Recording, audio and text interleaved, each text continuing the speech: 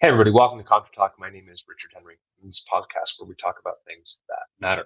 And something that matters a lot is truth, fidelity, things that are in very short supply in our current moment. I sit down and talk to David Harris. He is a husband and father. He's the editor of truthscript.com. It's an online publication similar to the Gospel Coalition, but not woke and stupid. He is married. He lives with his wife in Tennessee. They've got a couple daughters. He's the son of a pastor. He's also the brother of John Harris, something he never lives down. But we talk about Lawson and Evans and Ravi Zacharias, and not so much them particularly, but what are we supposed to do with it? Do we just cancel them? Do we shun them? Do we say nothing? Do we put an asterisk? How do we engage this? How do we respond as a church member? As him, what would he have done? What would they do with Steve Lawson's articles on TruthScript? There aren't any, but what if there were? Or what if somebody else on TruthScript falls in the same way? We discuss all those things in this conversation. It's a good one. Enjoy.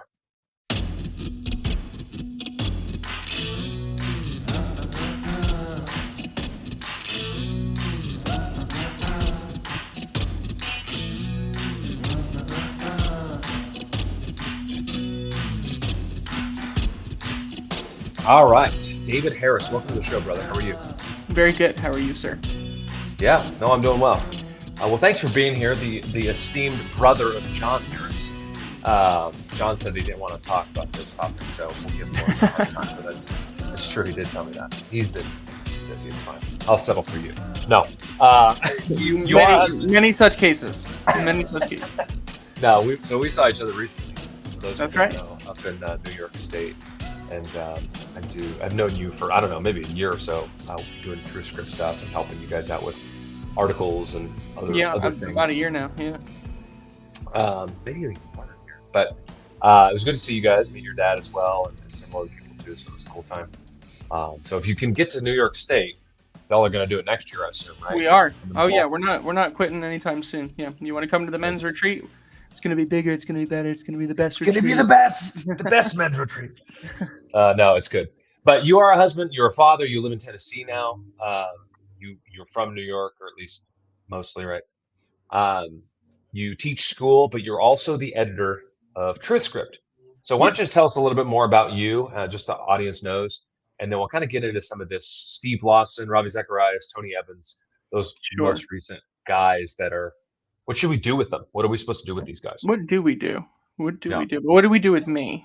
Because I am a Tennessean now, but I am from New York. But my parents are from Los Angeles. But my mother's from Ohio. But my grandfather is from Mississippi. And my grandmother's family is from Iowa. So what do we do with me? That is kind of the question. A whole mix of America. It's like me too. Yeah, I'm from upstate New York originally, the Hudson Valley, technically. I moved to Tennessee a few years ago.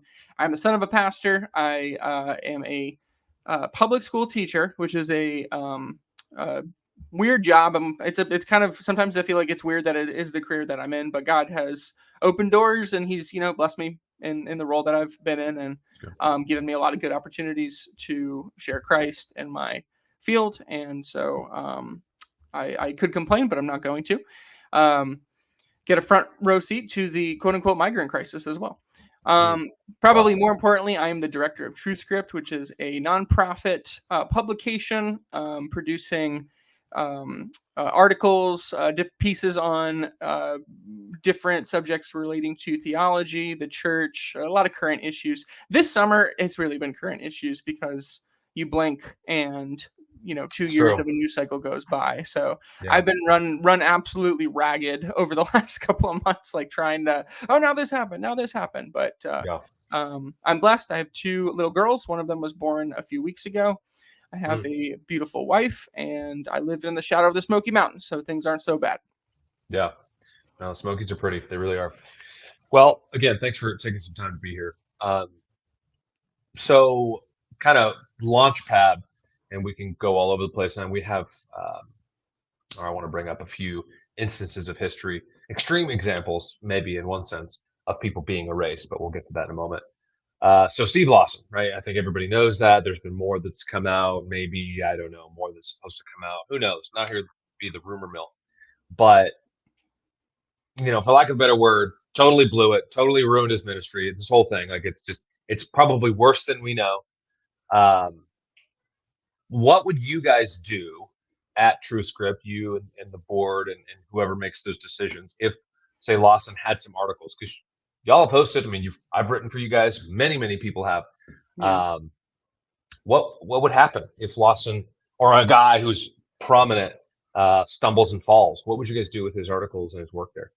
Yeah, I want to be careful what I say in one instance. Just I want to make it clear I'm not speaking for the board because I have Okay, not sure. asked them on this Yeah, that's fair. particularly. So I can tell you what I think they would say and what I would tend to what I think we would do. Mhm. Having thought about it for a few minutes very intently, but I guess did I have spring it thought on about you. it. Yeah, What's that? I did spring it on you, but yeah. Just a little bit, but it's a good question. Like it is where the rubber meets the road on this. So just a little contextually, we're talking about um, the ability to do something that is very recent. You would not Mhm. have been able to retroactively erase all the tapes you sold of, John MacArthur and R.C. Sproul in the 1980s. You would not have been able to take all of D.L. Moody's pamphlets and little tracts and booklets and just erase them out of people's homes, right? So this is a pretty new phenomenon. Erasing people is not. There's plenty of examples of erasing people, which you had several examples. One that jumps to my mind immediately is there's a very famous author who's not famous anymore. His name was William Gilmore Simms, and he was at one time I think he was the most published author in the United States, but basically Wow. he wound up on the wrong side of the Civil War, and he was completely canceled out of existence. All of his books went out of print. I didn't know this till a few years ago. Wow. Never heard of There's this guy. this, Wow. yeah, there's a statue of him in Charleston, like in the harbor, and we're like, who is this guy? We looked into it. It was like, oh man, this guy was like, he was like sold in Russia. He was sold all over Europe, really famous. Wow. But as the side that won the war kind of determined, his views were unacceptable or his positioning was unacceptable, so he was sort of retroactively erased. So I guess there is some precedent for it.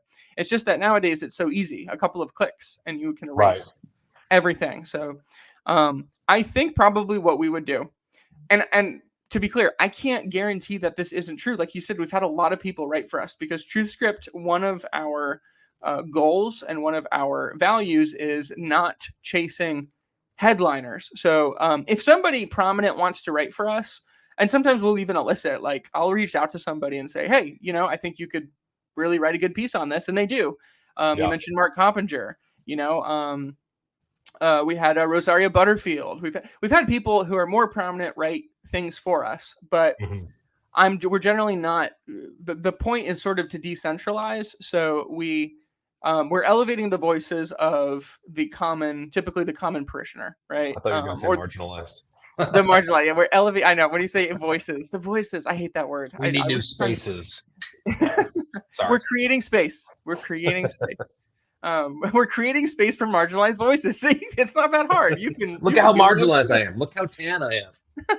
Anyway, we'll So go off the rails. I would say, so it's possible. It's perfectly possible somebody has written for us, but there's some guy like in the middle of, I don't know, Nebraska or Washington State. I don't know. Like maybe they did totally screw up and they've Yeah. completely disqualified themselves. But we won't even really know because they're not well known. So part of this is also That's just the true. fact of being well known. And there's plenty of obscure people who probably did not end well, and you get a Mhm. book or you get something and you read and you never know the full story. One of the best examples I can think of this is actually the guy who wrote the song "It Is Well with My Soul," whose name Mm. is escaping me all of a sudden for some reason. I want to say Not Buford, but I know that not Newton. It's not John Newton, right? That no, was it's the not guy's name. Newton. That's gonna bother me. I'm gonna have to look it up because that's gonna really, really bother me. But the author of that song, which that song is like an absolute touchstone in churches throughout the Yeah. world, um, is the guy who wrote it. Oh, Spafford, Horatio Spafford.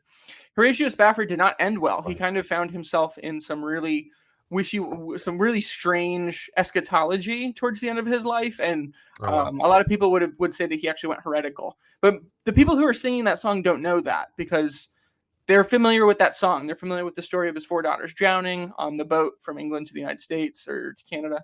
Mhm. And they don't know the details of all of the rest of his life, right? So it's a shame that he didn't end well, but it's not unprecedented to have that happen. So what would we do? I think probably what we would do. Hey, it's me from the thing you're currently watching. Would you mind if you like this talk? Go ahead and subscribe. I'll wait.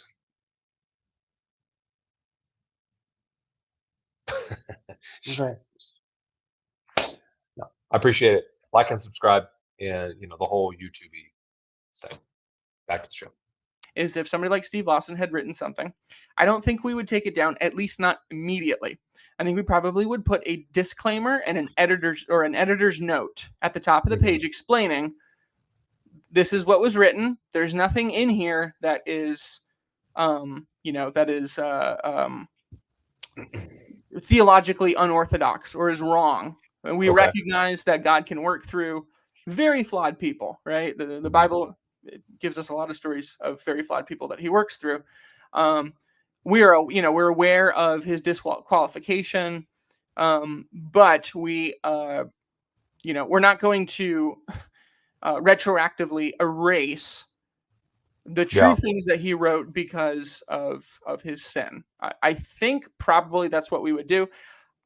I could also see a situation where we would take it down with a statement explaining why. I could see that too, because there's also an argument to be made for proximity. You're close to this event, so it's really going to cause people just discouragement. Like if I log on to the website and I see his name, I'm going to be like, man, that's so discouraging to see. Why is he even still up there? So you can see that too. So I don't think there's necessarily this is the right answer, this is the wrong answer exactly in every circumstance, but I could definitely there's probably more than one way to approach it. Complete erasure without comment, that is not the right modus operandi, in my opinion. If I found it fascinating and weird, or whatever word you want to use, really, like Al Mohler mentioned it a week or two ago now during a chapel. I think it was toward the end of the chapel, but I only saw like the clip of it. Austin Duncan, who's like MacArthur's right-hand guy, they were at a conference, maybe in Georgia, something like that. And he said, one of the speakers has disqualified himself and didn't say anything. You read the comments and a lot of people are like, I can't believe they didn't do this or that.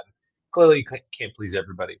But I found it odd because even just in those two instances, and there's others, like there wasn't even like we're gonna pray for everybody involved, and we're gonna beg God that good things come from this, that wrongs are made right. I don't know. Like it was just kind of like, almost as if people knew. And this isn't about Lawson. I already did a show on that, and kind of the foolishness and what we can learn. 5 things we can learn about it. But like, it's just weird. I mean, like you're not even they didn't even mention the guy's name in either of those instances, and it wasn't the only ones.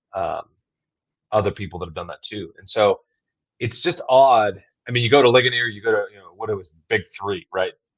The big reformed kind of dispensationalists or pseudo whatever, G3, Ligonier, and what Grace to You or whatever you want to call it, Masters. That whole Masters Seminary, the whole thing. Grace Church.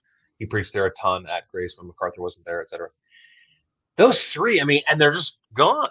You go to the website, you go to his website, and it's just like, here's a statement. And no doubt people are completely, some people are utterly shocked, utterly dismayed, utterly just wrecked. But I don't know. I just find it weird. It is weird. But I like your take, at least on the fact of making a disclaimer, if you will, or something like that. I mean, I'm pretty sure, although I didn't look, but I remember. I know I'm a little older than you, but like Mark McGwire, Sammy Sosa, the whole home run race in what was it, 98, 99, something like that. And McGwire ended up with 70 home runs. And then shortly thereafter, year 2 or 3, oh yeah, they were using steroids. And there was already kind of that like, but everybody used steroids. Now that doesn't make it right, but like that's what they were doing in the 90s and into the 2000s. Barry Bonds did his own thing. Although he wasn't really running against anybody as far as like the race goes, like Sosa and McGwire. But I remember that distinctly, and still looking at the printed paper and, oh, he's got this, and it's summer, and it's just exciting. And baseball was exciting, and that's probably why, one of the reasons why they did it. But I think, and I forget who's in the Hall of Fame or not. Maybe they both are now. But there's still an asterisk, I think. Now, don't quote me on that. But they at least talked about doing that. Like, these guys still hit the home runs. Yeah, they were juicing, but they still hit the home runs. And so, I don't know. I mean, as Christians, I feel like we just erase people. We just, like Ravi Zacharias, Tony Evans. Those guys might not be your cup of tea, but Lawson might be. Or people were rejoicing at Lawson because they didn't like his Lordship Salvation or his Calvinism or his voice or his preaching. Okay, it's your opinion, whatever. But like rejoicing at it, like that's just, come on. But people, I knew Calvinists and stuff like, yeah, Ravi Zacharias, his theology's bad. See. It's like, Yeah, I remember. come on, man, shut Yeah. up. Like, are you doing that with Lawson? No, I bet you're not. Yeah. 3-4 years later. So, um, Which I you don't could know. I mean, almost feel kind of at the time like there was almost a superiority. Well, our guys are not like that. Our guys are, and in a yeah, sense, I was trying to explain this to my wife. I said, in a weird way, I found this whole thing oddly encouraging because I feel like it's good for people to have their idols smashed. Like it's kind of good for people if yeah, they're, yeah, holding somebody up, like, hey, this is kind of the epitome of godliness and righteousness. And then it turns out like, no, that was just an image. That wasn't real. yeah. What you were seeing was a projection of something you supposed was holy and righteous. And actually, it's like the guy struggling next to you at church, the one who's like, maybe he's struggling with the same sin, but like the ground is level at the foot of the cross, which I also don't like people. I know you already got into this or in another podcast, but I hearing people just being absolute. Oh, I'm just so discouraged. Like, and what I've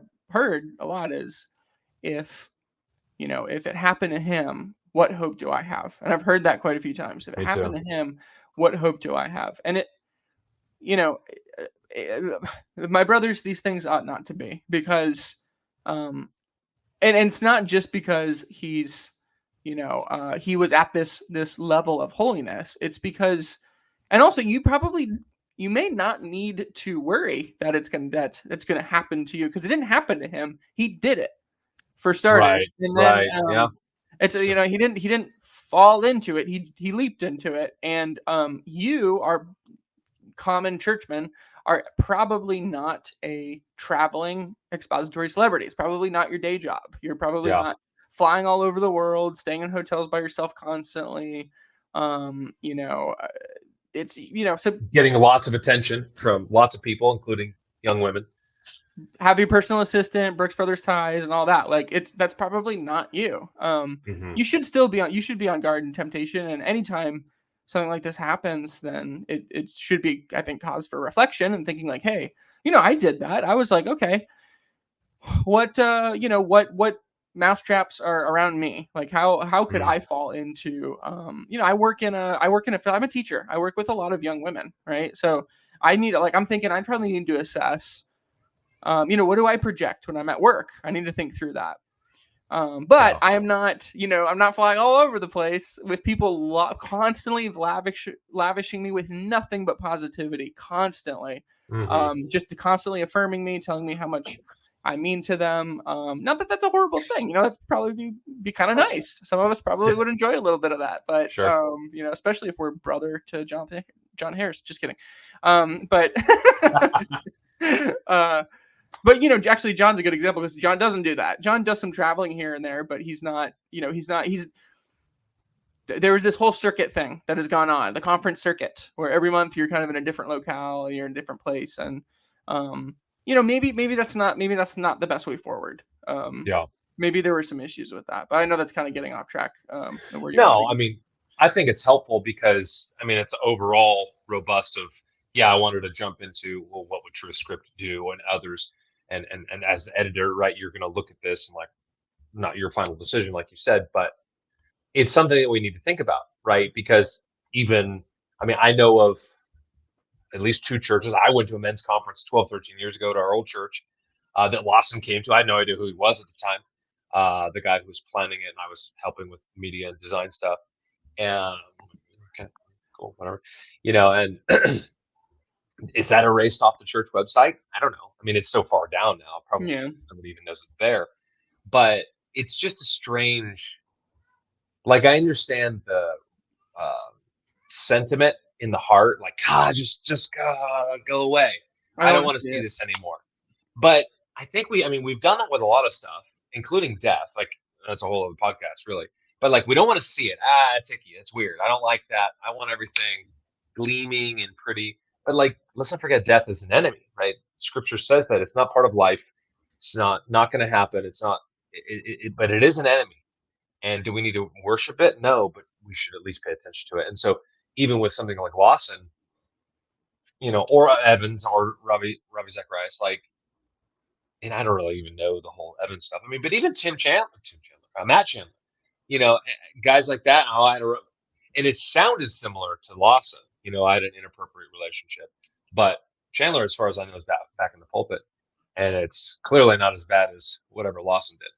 Well, And okay, so, so you're kind of getting into it right there, though, right? Because Chandler, they were open enough. I don't know if it was a leak or what it was, but like we knew that it was. He was texting or private messaging a woman in the church, not necessarily romantically, but playfully, inappropriately, and so they right, just determined like this isn't appropriate. So kudos to the elders, that was the right decision. I don't know if it's like, do you completely cancel it? You can't be a pastor anymore. I don't know. Maybe yeah, I guess it makes sense to have like, all right, you should probably take a break for a little while.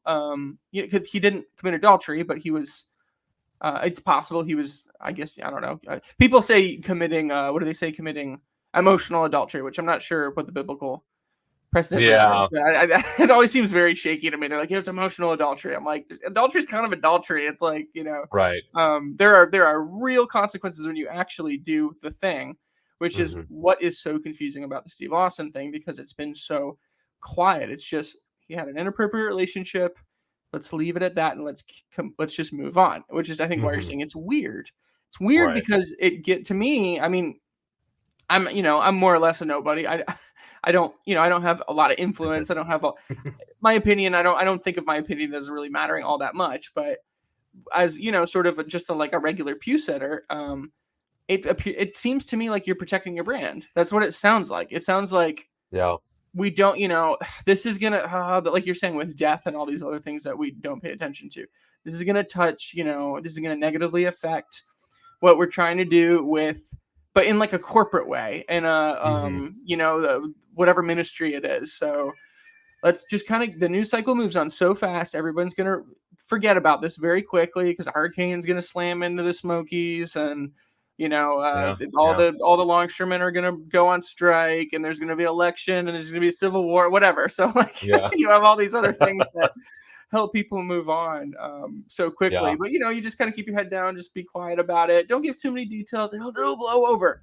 It won't blow over because it affects a local church, and those hmm people are going to be very confused if you're not straight with them about exactly what happened. yeah, Which I don't know. I yeah, think it's necessary for them to be pretty blatantly honest. Like this is what happened. You don't need to go into explicit detail, but right, what is the level of the disqualification? Because it's possible if it's not adultery, maybe like that would be different. Even like his material.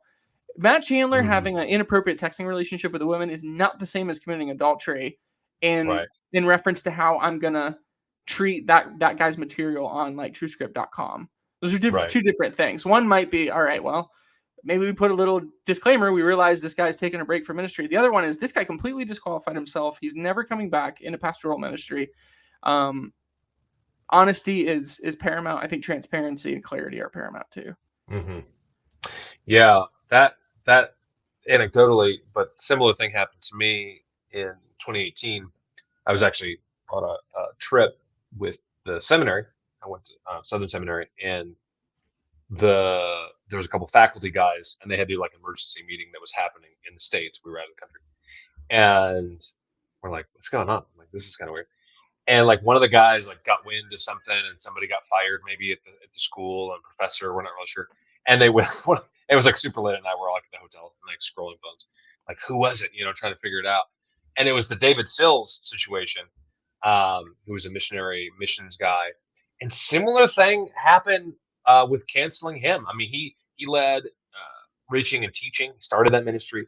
It's now scrubbed. I mean, I've looked at it. It's gone and all his stuff.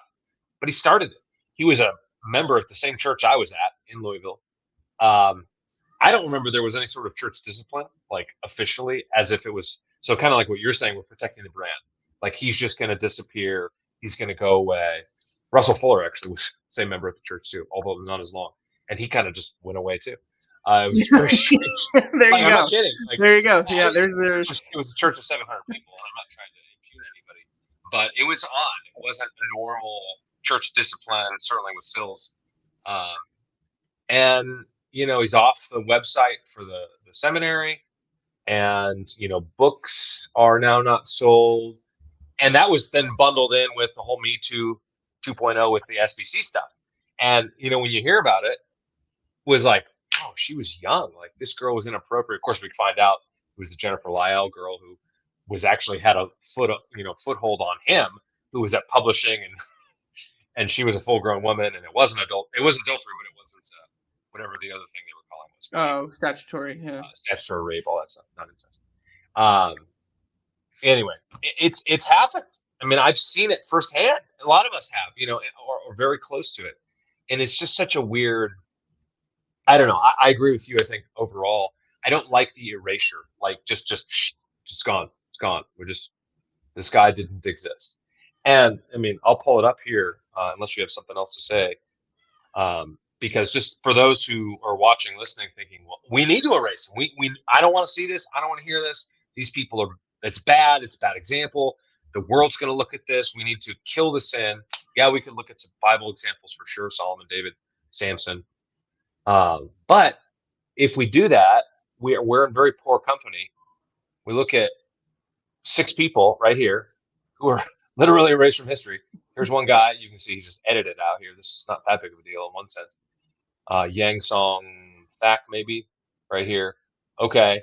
When we scroll down this sweet little article, this is a famous example. Joseph Stalin's head of secret police. Look at these 2 pictures. And this is before Photoshop, right? So like you said, in one sense, people have been canceled for a long time, but the way we can go in through and erase stuff is new, which is true. But this guy doesn't exist anymore. I mean, he's gone.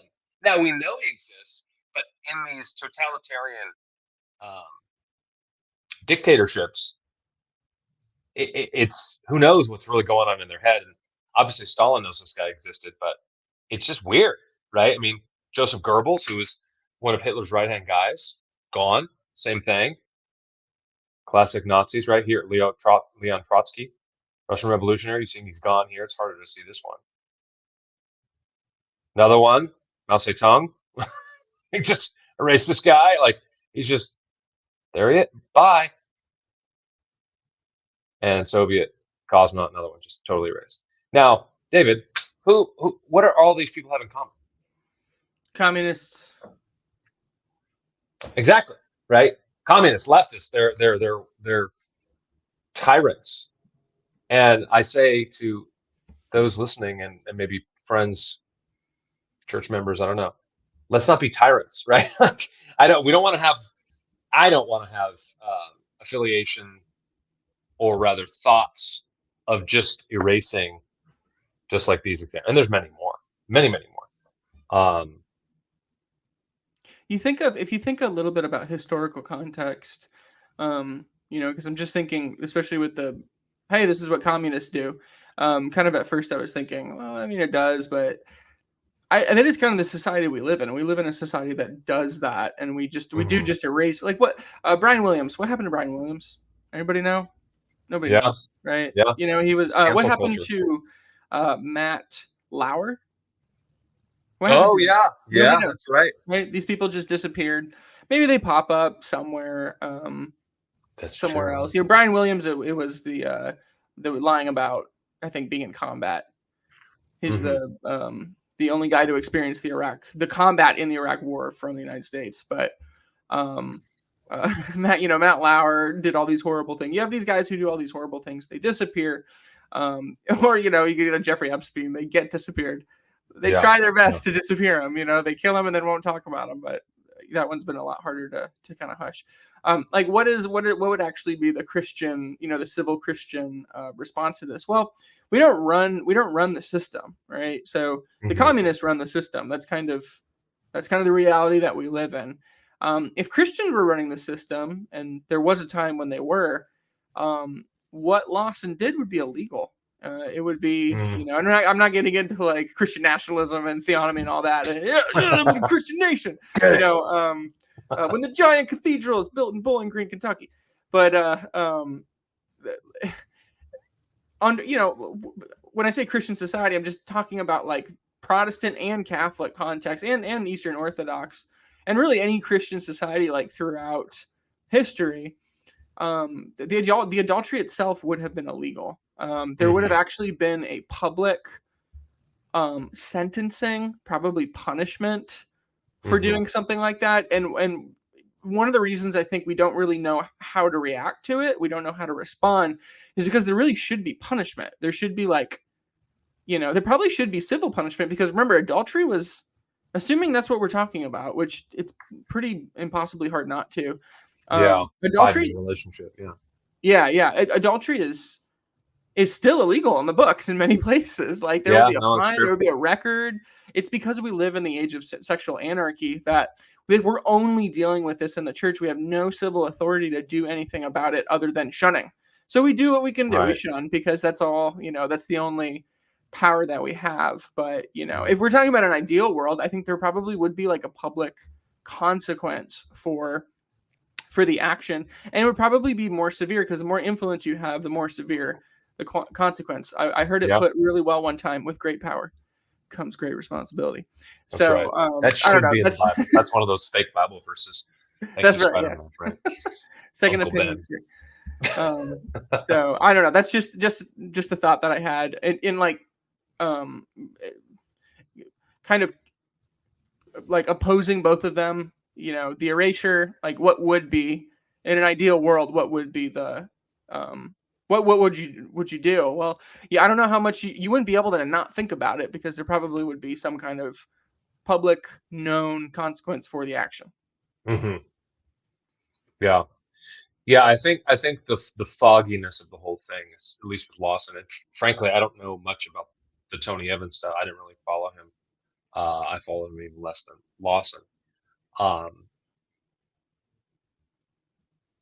Somebody can comment below and tell us more, or say read this article or watch this video. But just the fact that it's not really discussed, it's just kind of like you're saying, shunning, kind of like we're Amish, right? It's just shun, or Dwight from The Office, shun, unshun. But like it's, and I like that's an excellent point. You're right, it is illegal, or was illegal, and there's certainly strict discipline, but there was once a time in America where, biblical doctrines, sins were crimes, right? We're increasingly inverting, and things that are sins are no longer crimes, and crimes are not sins, right? Like sharing a meme is a crime, but it's certainly usually not a sin. Just taking an example. So, I think some of it is people's reaction. Shun, by, that's your discipline. I don't know how else to deal with it. And in one sense, okay, but I don't think that's the best way to deal with it. It feels like a formula. It feels like sort of the formula that we apply in the situation. It's what's done in the culture around us. It's cancellation essentially, but done from within. So we cancel, so we don't have to deal with the repercussions and the consequences. We try to lessen the blow. But this whole entire situation, to me, kind of stinks of high heaven, to just a kind of gross reliance on formulas, a gross reliance on equations, for ministerial equations. So like, what was Steve Lawson's thing, right? What if, when you think of him, what do you think of? Well, you think of expository preaching, because if you invited Steve Lawson to come to your church, he would preach on some passage. It would be it would be an expository sermon. He would expertly lay out in detail. He would hit all the points correctly. He would exegete the text expertly, but he probably wouldn't really talk about himself much. Maybe he had a really brief aside. You wouldn't hear anything about his wife or his kids. He wouldn't even really be humanized because he would just be applying formulas. These are the formulas. This is what you do with the Bible. You do it on Sunday Yeah. morning. This is the formula. And if you think of, to do another juxtaposition, Joshua Harris. So Joshua Harris hit me personally because I'm a Harris. I know that wasn't the reason. I read his books. I actually was really into his dating series, and Okay. I would say most of the advice in his books, it's still good. It's not bad advice. Like, even everybody likes to hate on I Kiss Dating Goodbye, but I Kiss Dating Goodbye had some decent suggestions. I mean, the overall point of it was basically like, hey, don't date just to have fun. Date seriously. Like, date to get married. Yeah. And if you Which is really good advice, like especially it in our, is. like you said, sexual anarchy culture. I mean, it's chaos, and then we're like, oh, it's chaos. It's so bad. Why is my blah blah blah? Why is there porn? Why are you pregnant? And it's like, well, But his faith was in formulas. His faith was in this is the, and it came out with his second book, Boy Meets Girl, which I read, and not too long after I read it, I was dating my wife, and like, but we weren't worried about the formula. Weren't worried about color courting and and do it this way and never, we can't kiss before we get to the altar and all this stuff. yeah. Which is fine. People don't have to do that. That's fine. They make whatever boundaries you need to for your situation. But it was a formula, and we live in the modernist age where kind of everything around us is done through formulas. It's done through kind of, well, everything's kind of a mechanical equation, and you take out this part and put in this part, and then it will work. And we're seeing how just utterly it's failing. I mean, right now, this week is like the perfect example of it. But, we got FEMA. Well, FEMA gave all their money to illegal immigrants, so they don't have any money for Appalachia. There's this this over reliance on the formulaic, I think, and that can also be applied to how we respond to something like this, because the societal formula would be erasure, cancellation. You're quiet for this amount of time, you kind of move on, and that works. That's the formula that works. If you're Joshua Harris, then you pop back up a few months later as a LGBT rights guy. He still hasn't come out of the closet. I'm sure he will at some point. But and if you're some of these other kind of big Eva guys, then you kind of lay low for about half a year, and then you start a church somewhere, and you get a bunch of poor souls to follow Mark you again, Driscoll, right? right? That happened with Mark Driscoll, and we don't need to get into him. But I mean, there are a lot. If you really pay attention, there are a lot. Not all sins the same. And lest we forget, we're all sinners. However, like you said earlier, there are repercussions. Like Jesus equates looking with lust as adultery. We all know that. Great example. Preaches well. Good evangelism tactic. Good counseling. Great, because it's true.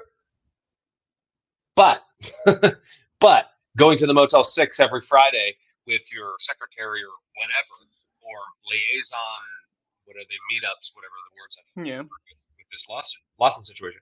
That's like, that is so much. Pornography is awful, and it rots the brain. It really does. God knew thousands of years ago. He's always known. Anyway, but like, we're just now catching up. But that's still not as bad as literally going and committing adultery. Like, I'm not, saying go do both or either, but it's just, there are repercussions. And like you said with Matt Chandler, like, well, it looks like it was just a weird texting situation and maybe feelings, but that's not as bad as whatever's going on with the weirdness of Steve Lawson or some of these other guys. It's frustrating because, again, it's like we want answers, but also we don't want to gossip, right? And we also want to be able to move on. And some people were very invested,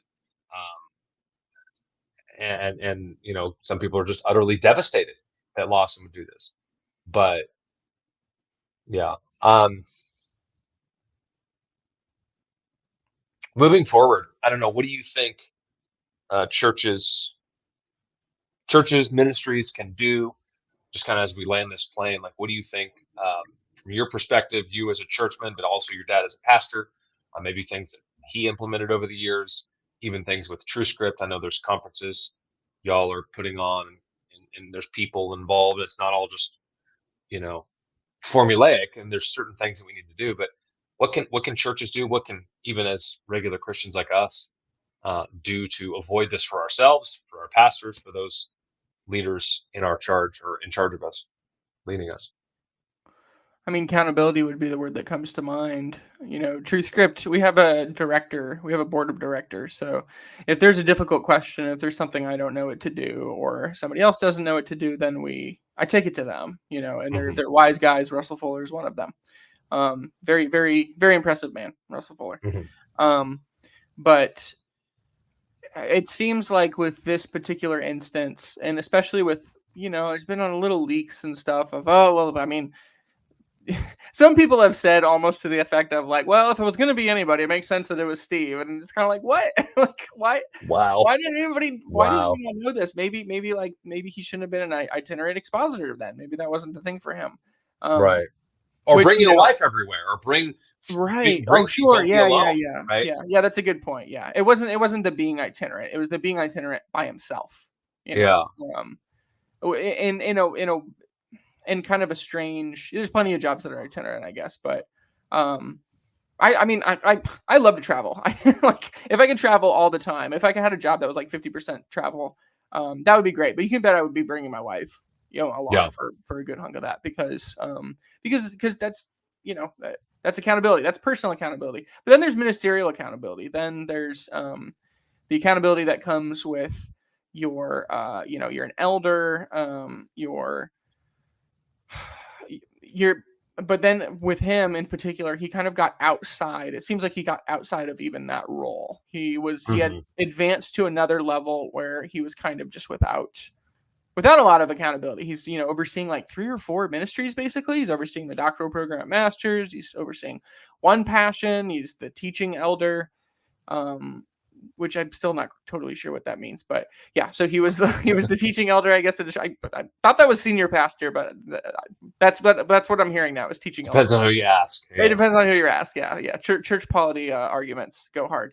Yeah. But so he's doing all these things, but obviously there wasn't sufficient accountability, or if there was, it wasn't enforced. Hmm. And my gut is that probably he was just too big. He had become too big that even if he was, acting, because you don't go through that without any uh like I'm sure there were inklings. I'm sure there were little things that kind of pointed to, all right, maybe this relationship is not what it should be. It's pretty hard to keep something like that totally secret, I think. But Yeah. he, You'd think so. I mean, especially for 5 years.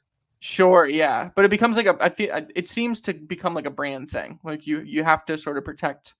So the brand needs accountability too, and Hmm. um, you know, so there's multiple levels that need to exert accountability, and it's obviously it starts at home. It starts with the accountability of you and your wife, and then it goes to you and church leaders. Then you kind of, in order for that to work, you kind of at least have to be plugged into a church. And I know, Hmm. God calls different people. There was the age of the circuit rider preacher. Like God has called different people to different ways of life throughout history. There have been sailors. There's been all sorts of jobs. It's really easy to kind of to say like, well, it should be exactly this way. Well, the Right. circumstances are what they are today, but the temptations are what they are today as well. And we live in the age of rampant pornography. That is, you don't have to click. It just jumps in front of your face constantly everywhere you go. So Hmm. the level of temptation, living in a society that's marked by sexual anarchy,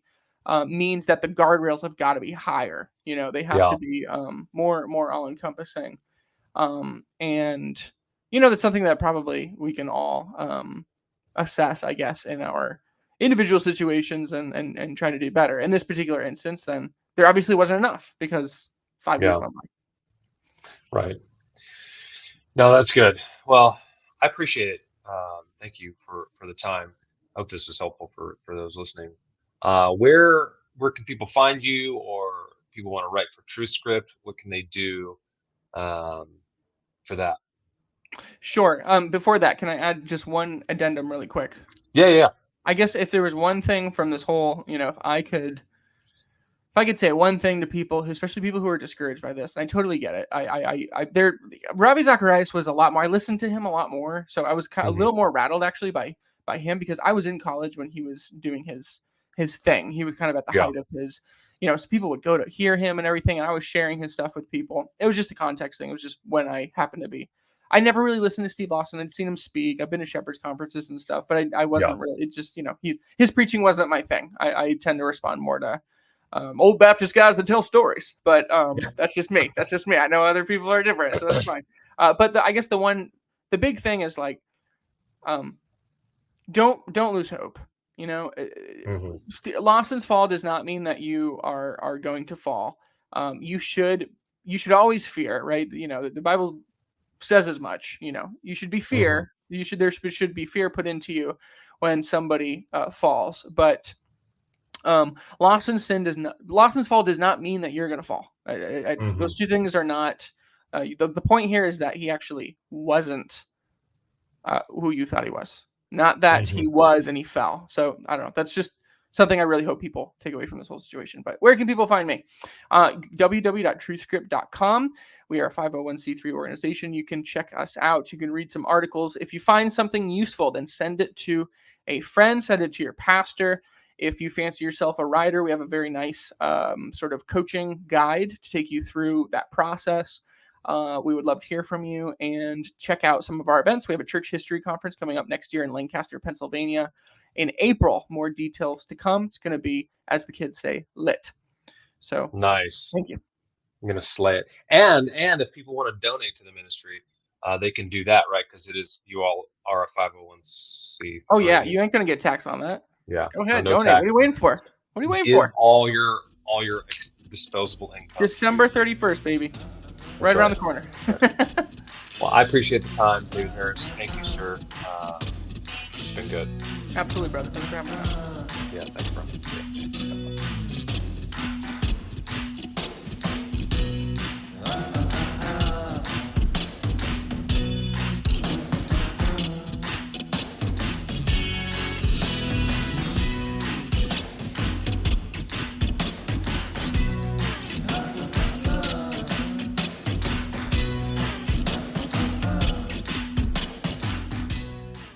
Hey, I hope you enjoyed that talk and hopefully learned something chatting with David Harris, John Harris's brother. I've got almost 100 of these conversations, different conversations with different scholars, pastors, authors, podcasters, different perspectives. I try and be as well-rounded. We're all biased. We all have certain beliefs and convictions, and sometimes we have those beliefs and convictions without even knowing it, or we have them, and we have them because we only heard one side and we didn't hear other sides. But it's a goal of mine to kind of discuss some things that may or may not be discussed as much as maybe other people in our circles, if you will. So, like I said, I have about 100 of these conversations from different people, and yeah, check it out. I'll take care.